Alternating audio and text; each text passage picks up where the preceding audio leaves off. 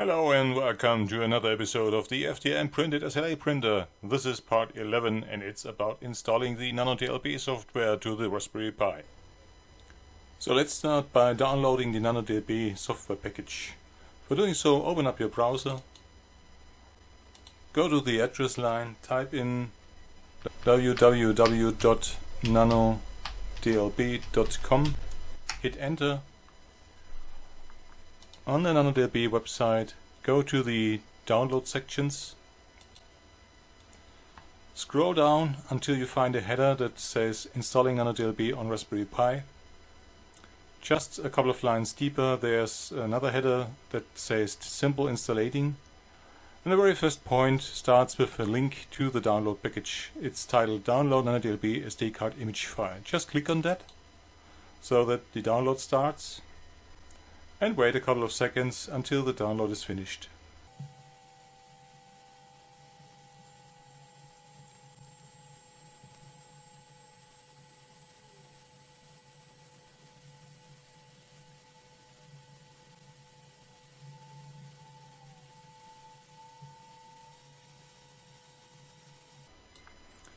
Once the download is finished, open up your download folder and you will find a nanodlp.zip file within the download folder. This is a compressed archive, and the first step is to decompress and extract the image file from within the zip archive. Double click on that, then you are inside the archive and can see the image file. Just right click on it, say copy, navigate to the next higher level in the hierarchy of the folder structure and say paste.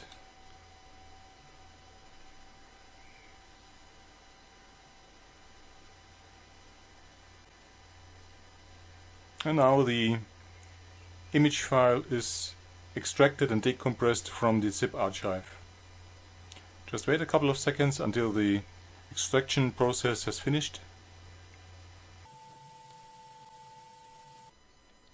So once the image file has been extracted from the archive, we need to put it on the SD card. But because this is an image file and we intend to use the SD card as a boot drive for a Linux machine or Raspberry Pi, we not just can copy it over via an ordinary file copy utility as we usually would do. We need to use a special tool. There's one freely available. You may already have it on your machine. It goes by the name Win32 Disk Imager. If you don't have it already, I show you how you can get access. Just go to your browser, type in Win32 Disk Imager, download a search expression, and the very first hit on sourceforge.net is just usable. Click on it and you're already on the download page. Just download the installer. It's a tiny file and the installation process is straightforward. I skip it for the moment as I have already the tool installed on my machine. Once the installation is done, you will find an icon on your desktop. You just double click on it to start the utility. And this is the user interface of the Win32 Disk Imager utility. We basically have just to specify two settings. The one is the location of the image file that we want to use. That's the one that we just decompressed in the previous step. So we click on the folder icon and navigate to that download folder where we extracted the image file. Click on the image file, click on open. And the second setting that we need to specify is the drive letter that is associated to our SD card that we previously attached to the machine. Just be careful, double check that you choose the right drive letter, because whatever drive letter you choose, it will be completely overwritten with the image. And all data that was previously located, stored on the drive that you select will be lost. So I will do this just to be on the safe side. Any file explorer utility is fine for that purpose. And this is the G drive or G letter that is associated with my SD card. So I select that. And that's basically all that we need to prepare to start the write process. We initiate the writing by clicking on the write button.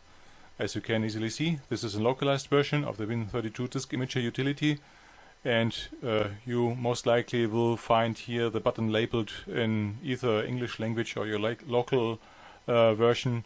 So just click on it. It's most likely labeled write or writing.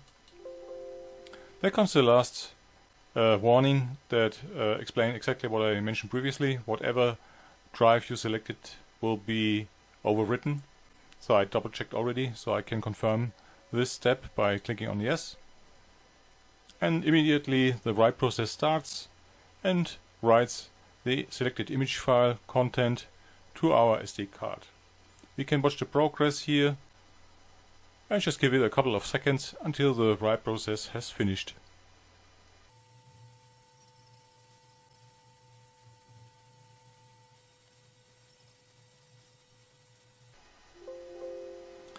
Yes, and this confirmation indicates that the write process was successful, so we just click OK. Yeah, and that's basically everything that was necessary to prepare the SD card to get used inside the Raspberry Pi. So let's continue by attaching the SD card to a Raspberry Pi with the configuration and setup on the Raspberry Pi itself.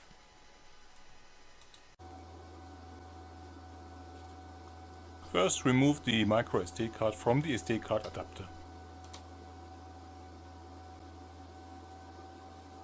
Then apply the micro SD card to the SD card reader of the Raspberry Pi, which is located on the bottom of the Raspberry Pi's PCB.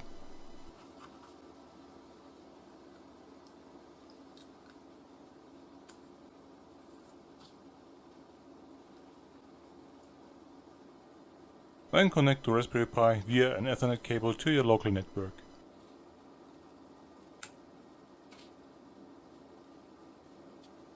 As soon as we power up the Raspberry Pi with 5V DC via a micro USB cable, it starts booting and will become available for access over the local network.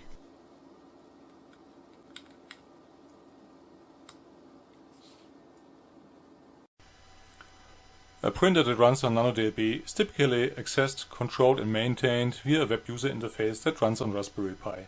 So, Raspberry Pi is not just only the brain of your printer, it is also a tiny little web server that allows you to access the printer via the web user interface.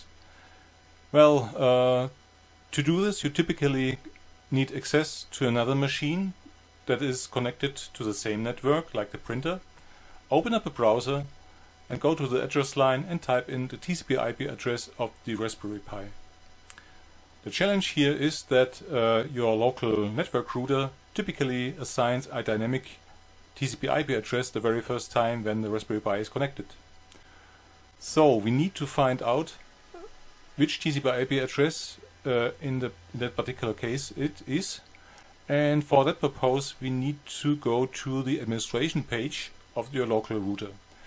As you can imagine, the process is quite different depending on your local circumstances, what your network setup is like and what kind of router you have, which brand, which model, etc.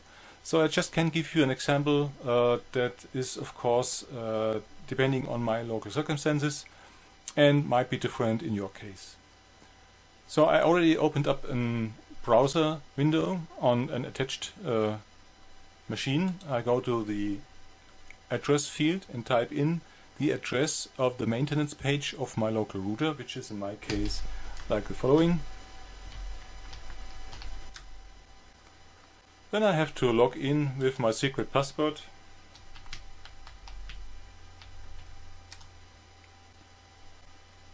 And come directly to an overview page with some generic information. I have to navigate here to a section called Home Network, and I have here a subsection titled Overview of the Home Network, and finally find a list of network devices that are attached to my router and maintained by the router. So now we scroll down the list until we find an entry that goes by the name Raspberry Pi and is attached via Ethernet cable, which is indicated by LAN. When we click on the details, we finally get to a screen that gives us the information about the TCP IP address. We copy it, open up another tab on our browser, paste in the TCP IP address, hit enter, and we will find the user interface of our NanoDLP printer. At the top we find a section setup. We click right there and we'll find ourselves immediately here under the section hardware setup, which is the very next step to set up all the attached electronics and hardware that we need to get controlled via NanoDLP. So let's go briefly through all the necessary settings to get this printer going. Well, some general words at the beginning. There are different concepts that are optional when it comes to connecting and controlling all the necessary electronics and hardware via the Raspberry Pi. The one is direct control over the Raspberry Pi's GPIO port. That's the one that I prefer much because of its simplicity. And there's a second option to use a specific controller, typically an Arduino, in conjunction with some firmware like Gabel, for example. I go with the first option because of its simplicity. For example, we don't need to configure and set up the firmware of the controller. We don't need to hassle around with any cheat codes or whatsoever. But the other reason, of course, is that this video is dedicated to this printer design of the Thingiverse thing that I made, and where you can find a link to the Thingiverse page with further details and instructions in the description of this video. Well, let's start with some generic information in our configuration, like the printer name. We can basically take any name that we like. Let's go with my printer for this example. And we also have the possibility to change the language or the theme of the appearance of this configuration page. We leave it for the moment like it is and scroll down and already come to the first necessary setup when it comes to the attached hardware. As already mentioned, we want to control it via the GPIO port of the Raspberry Pi, and the first setting that we need to define is the configuration of the step pin of the stepper driver for the motor of the Z-axis. So, and if you follow the build instructions of this printer design that I mentioned previously, you will find a graphic like that, which basically is the schematic of the NanoDLP shield. NanoDLP shield is a tiny PCB that gets installed on top of the Raspberry Pi's GPIO port. You'll find here the connector. It has some additional connectors and a stepper driver and voltage regulator and so on. If you are interested in the details, there is another video that goes into all the details and explains exactly design. What is most important for the moment of the configuration for the NanoDLP is which GPIO port of the NanoDLP is assigned to which functionality. And for example, the very first GPIO port that we need to set up is about the stepper drivers. Let's have a look again. It was the step pin, and this is here the GPIO port 23. I put this graphic aside to a second monitor. You cannot see it, of course, but if you do it the same way, just have this as a printout or also on a second monitor, and just look up each and every GPIO port that you need. As I already mentioned, it's GPIO port 23, so we click on this button to get the complete list of available GPIO ports, and it might be a little bit confusing to see two different numbers in each entry. This is because the one is a physical number, while the other one is the real GPIO port that we refer here. And as already mentioned, we need for the step pin the GPIO port 23, so we select that one.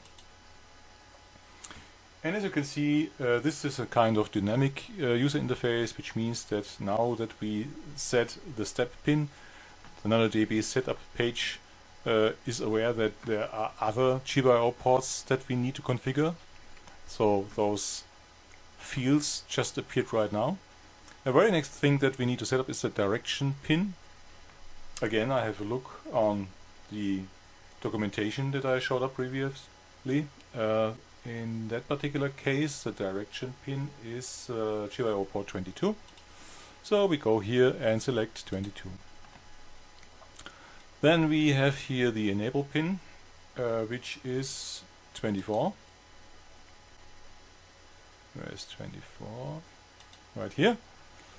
Then we already come to the limit switches. We have two limit switches supported in that particular printer design. We have a top limit switch and bottom limit switch, both of course for the Z-axis.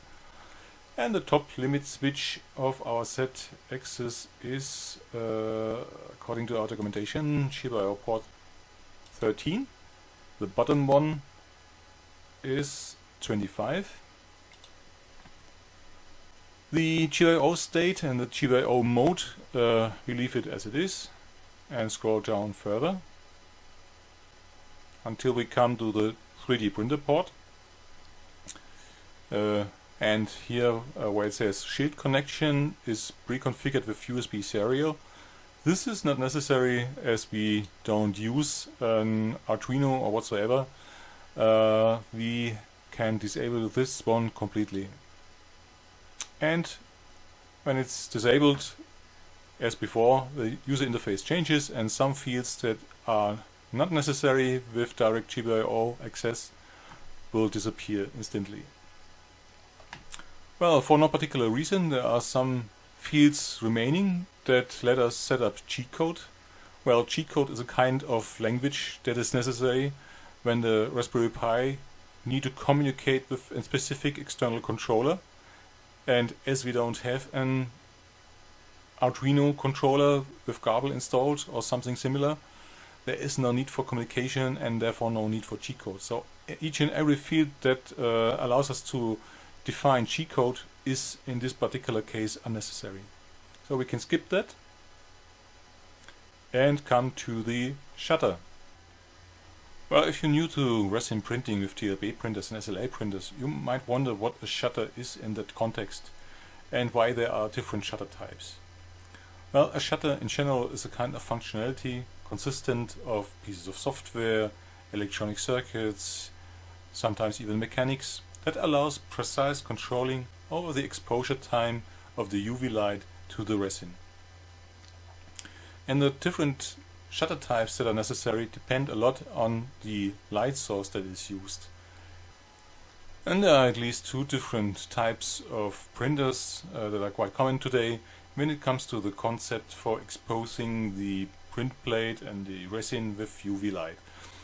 The one makes use of a modified LCD panel in the way that the LCD panel has its original backlight removed, so that white areas that are displayed on the LCD panel pass through UV light that is placed beneath to expose the resin.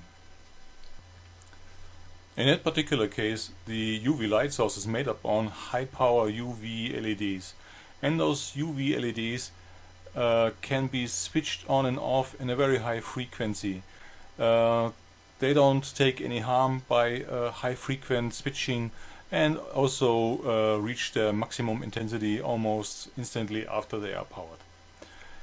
In opposite to that, there are other printer types that made up on DLP projectors, like they normally used for cinemas or presentations in offices.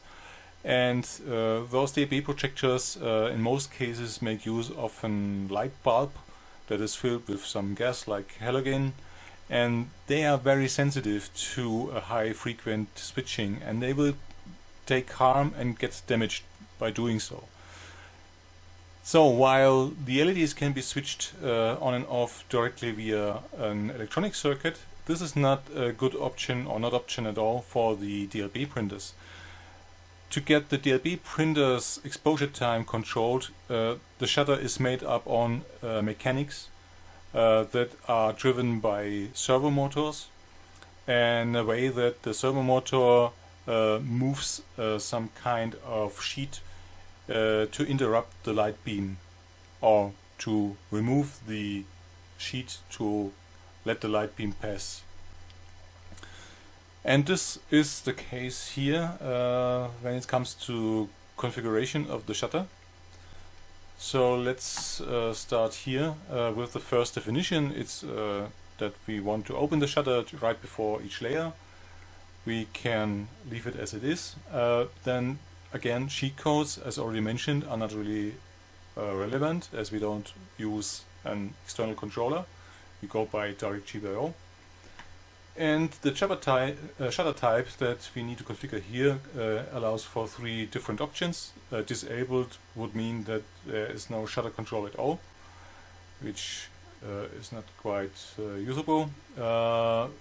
When we go with high power UV LEDs, we need to select true false signal, which causes that an GPIO port pin goes either on high or on low, and allows us to electronically switch on and off UV LEDs.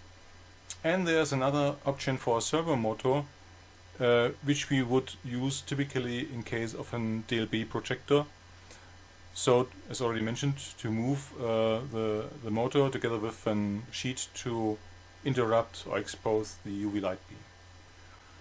Okay, so as we configure the option for UV LEDs together with an LCD panel, I select true false signal. Then of course we need to define which GPIO port we use to set the signal. I again have a look on my documentation. This is the GPIO port 26. So we go here, select 26. And then we have a couple of options for control of the servo, and as we don't make use of the servo, we can ignore those settings, they are not relevant. So let's scroll down and let's continue with the next section, which is about the display. We use a display with an horizontal resolution of, let's have a look, 144. And vertical resolution about 2560, which results relative to a 5.5 inch display in 47.25.